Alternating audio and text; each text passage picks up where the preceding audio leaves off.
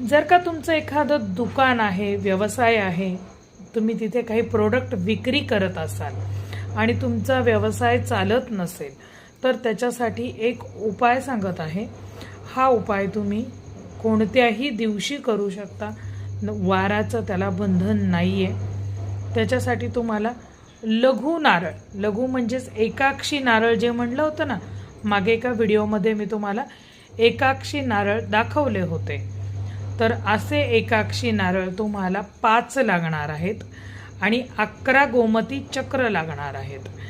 यांची यथाव्यवस्थित पूजा, विधीपूर्वक त्याची पूजा करायची आहे आणि त्यानंतर ते एका पिवळ्या कपड्यामध्ये बांधून ठेवायचे आहेत.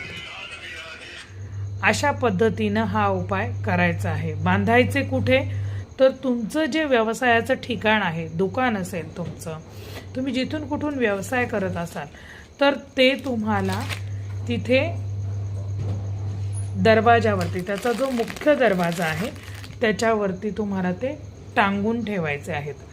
लघु नारळ म्हटलं ना मी तुम्हाला, तर तो असा आहे बघा. याला एकाक्षी नारळ असंही म्हणतात किंवा लघु नारळ असंही म्हणतात.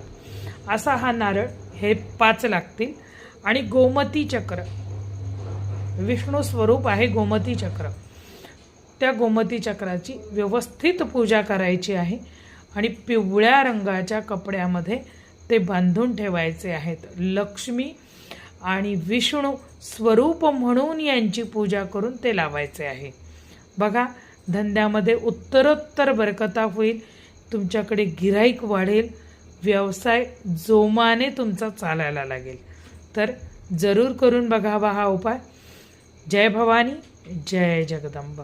उपाय कसा वाटला हा कमेंट बॉक्समध्ये जरूर मला कळवा. आणि तुम्हाला नक्की अजून कुठल्या बाबतीत मार्गदर्शन हवं असेल तर ते सुद्धा जरूर कळवा, म्हणजे पुढचा व्हिडिओ मला तसा टाकता येईल. जय भवानी, जय जगदंबा.